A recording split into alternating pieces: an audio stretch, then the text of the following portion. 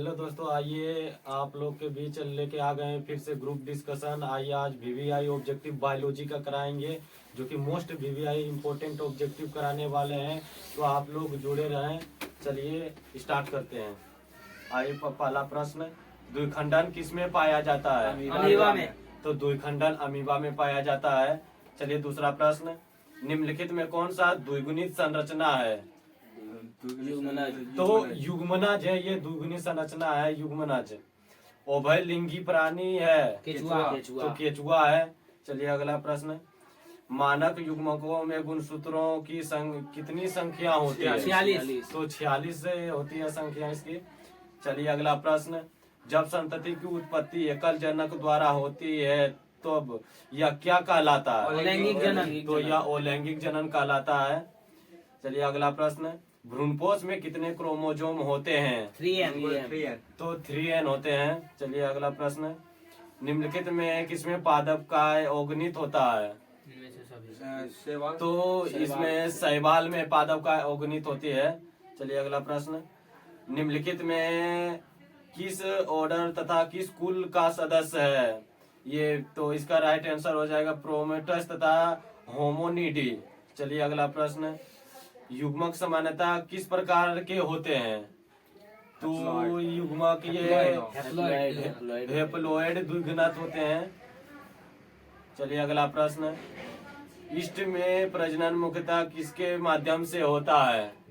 मुकुलन के माध्यम से। तो मुकुलन के माध्यम से होता है। चलिए अगला प्रश्न, 124 शुक्राणुओं के निर्माण में कितने अर्धसूत्री विभाजन आवश्यक है? 31। तो 31 अर्धसूत्री विभाजन आवश्यक है। चलिए अगला प्रश्न, निम्नलिखित में कौन सा जंतु उभयलिंगी नहीं है? घरेलू मक्खी। तो घरेलू मक्खी जो है उभयलिंगी नहीं है। चलिए अगला प्रश्न, एसिटाबुलेरिया निम्न में से क्या है? शैवाल। तो यह एक शैवाल है, एसिटाबुलेरिया एक शैवाल है। चलिए अगला प्रश्न, शरीर के बाहर होने वाला निषेचन को क्या कहते हैं? In vitro. तो इन विट्रो कहते हैं। शरीर के बाहर जो निषेचन होता है उसको इन विट्रो कहते हैं। चलिए अगला प्रश्न, अंडाणु का निषेचन होता है तो ये ग्रेवा नालू में होता है। ये ग्रेवा नालू में होता है। लू है लू, हाँ। अग्रपुंज पाए जाते हैं शुक्राणु में। तो शुक्राणु में पाए जाते हैं अग्रपुंज। चलिए अगला प्रश्न, निम्न में से कौन सा बीजांड का भाग नहीं है? इंडोथोसियम। तो इंडोथोसियम है जो कि बीजांड का भाग नहीं है। चलिए अगला प्रश्न, स्त्री जनन तंत्र कितने अंडाशय होते हैं? एक जोड़ा। तो ये एक जोड़ा होते हैं, एक जोड़ा। चलिए अगला प्रश्न, कच्चे नारियल का दूधिया पानी है? द्रवित भ्रूणपोष। तो द्रवित भ्रूणपोष है। चलिए अगला प्रश्न, अंगुलिकाय किसका लार्वा है? मछली का लार्वा है अंगुलिकाय। चलिए अगला प्रश्न, जिन परिपक्व बीजों में भ्रूणपोष रहता है उन्हें कहते हैं? एंडोस्पर्मिक। तो एंडोस्पर्मिक कहते हैं उसको। चलिए अगला प्रश्न, शुक्राणु में अग्रपुंज का निर्माण किससे होता है? शुक्राणु में जो अग्रपुंज होता है, हाँ? गली बॉडी। तो ये गली बॉडी में होता है। चलिए अगला प्रश्न, अलैंगिक जनन द्वारा हजारों पौधों को उत्तक संवर्धन की कौन सी विधि से बनाया जाता है? तो यह सूक्ष्म प्रजनन की विधि से बनाया जाता है। और जो यह सब ऑब्जेक्टिव करा रहे हैं, MVVI ऑब्जेक्टिव करा रहे हैं, जो कि पूछा गया है, बार बार पूछा जाता है एग्जाम में। तो आप लोग ज्यादा इस वीडियो को शेयर करें। चलिए अगला प्रश्न चलते हैं, निषेचन के दौरान एक शुक्राणु अंडाणु के किस के संपर्क में आता है? पारदर्शी अंडावरण। तो पारदर्शी अंडावरण में आता है, जिसको जोनापुलोसीडा बोला जाता है।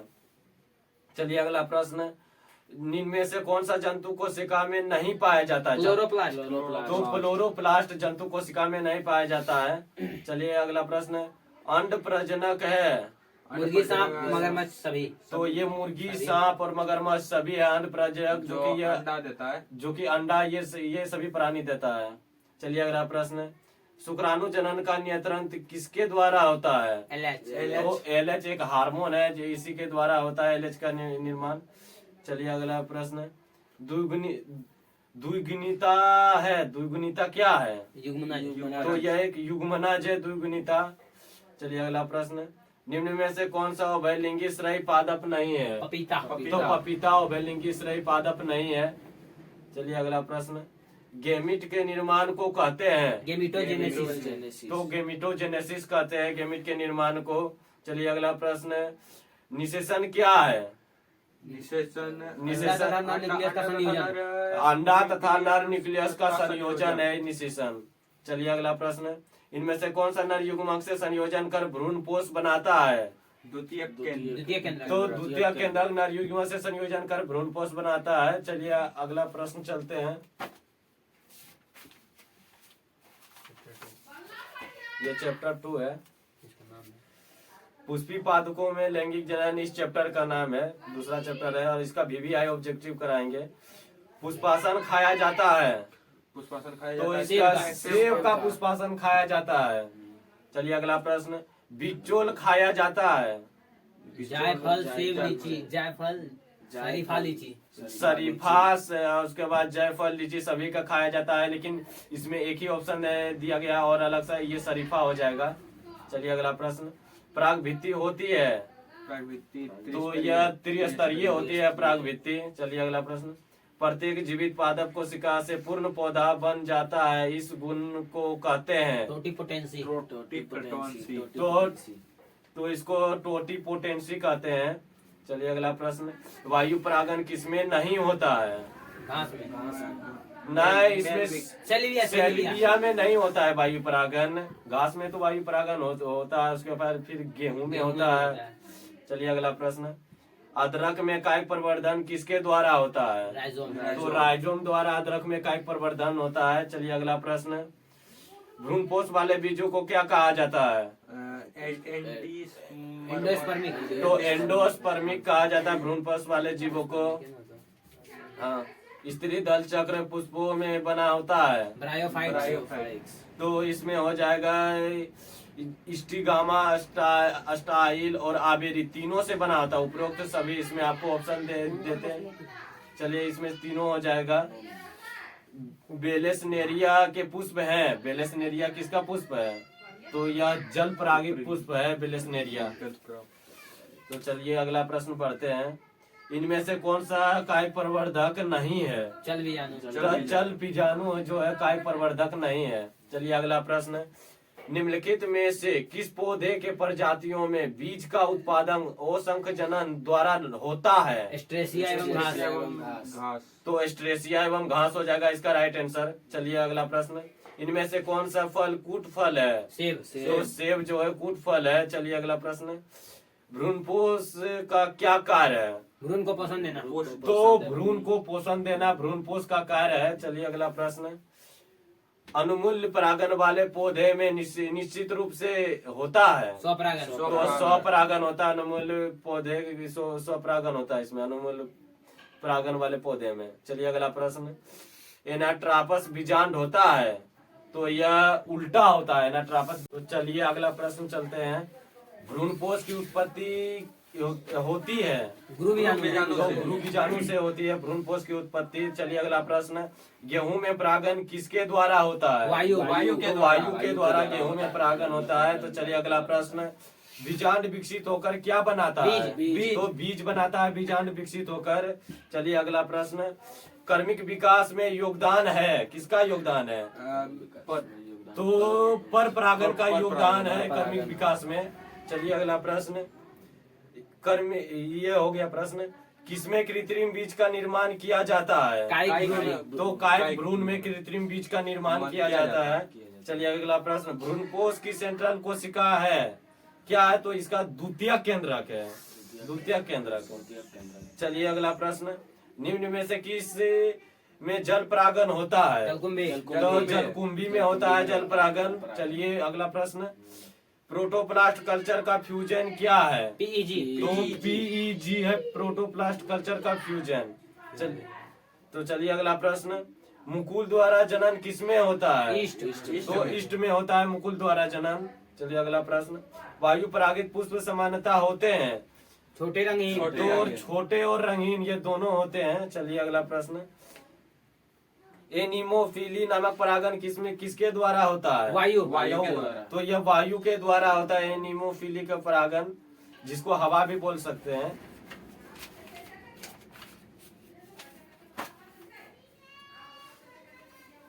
तो चलिए, एंटीमोफिली नामक परागण किसके द्वारा होता है? कीट कीट के तो द्वारा। कीट के द्वारा एंटीमोफिली नामक परागण होता है। तो चलिए अगला प्रश्न करते हैं।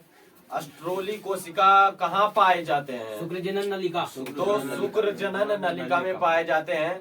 मनुष्य में गुण सूत्र की संख्या होती है 44 प्लस XY। तो 44 प्लस XY होती है। चलिए अगला प्रश्न, गेमिट निर्माण को कहते हैं? गैमेटोजेनेसिस। तो गेमिटोजेनेसिस कहते हैं गेमिट निर्माण को। चलिए अगला प्रश्न, ऋतुस्राव चक्र किसमें होता है? मनुष्य में, बंदर में, चिंपांजी में, बंदर सभी। में, चिंपांजी में, सभी। तो सभी में होता है, मनुष्य, बंदर और चिंपांजी।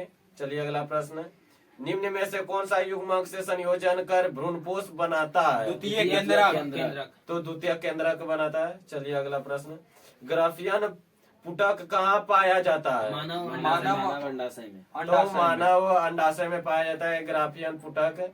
चलिए अगला प्रश्न, किस जनन परत में से रक्त तथा परिवहन तंत्र का उद्भव होता है? मीजोडर्म। तो मीजोडर्म से होता है। चलिए अगला प्रश्न, परिपक्व शुक्राणु के शीर्ष पर एक टोपी नुमा संरचना पाई जाती है, उसे क्या कहते हैं? एक्रोसोम। तो एक्रोसोम कहते हैं, जो टोपी नुमा संरचना पाई जाती है। चलिए अगला प्रश्न, गर्भाशय किससे संबंधित है? स्त्री जनतंत्र से। तो स्त्री जनन तंत्र से संबंधित है। चलिए अगला प्रश्न, इनमें से कौन सा तकनीक पात्रे निषेचन के अंतर्गत नहीं आता है? अंतःगर्भाशय तो युक्ति। अंतःगर्भाशय युक्ति।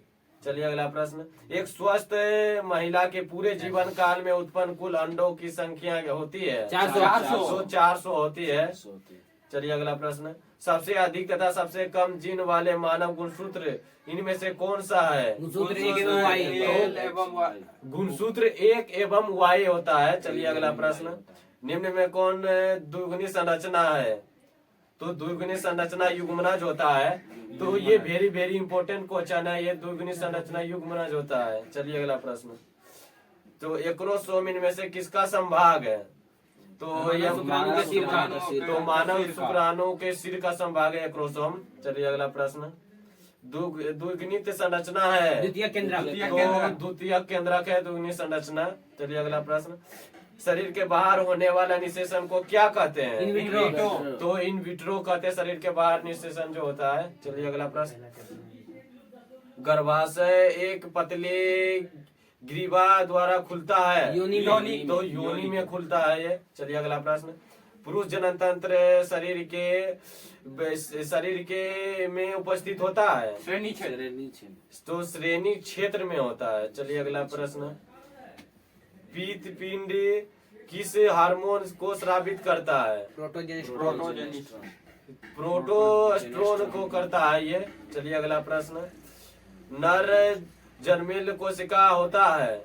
द्विगुणित होता है यह। चलिए अगला प्रश्न, शिशिन का अंतिम वर्धित भाग एक ढीली त्वचा से ढका होता है, जिसे हम कहते हैं अग्रछद। तो इसे अग्र छक कहते हैं, छद होता है, अग्र छद।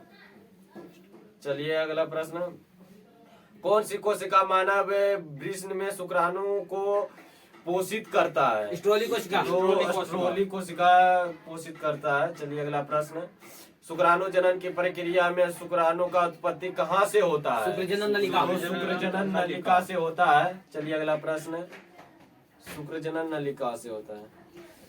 तो चलिए, गर्भावस्था के दौरान गर्भ ही पहली गतिशीलता किस माह में देखा जाता है? 5वें माह में देखा जाता है। चलिए अगला प्रश्न,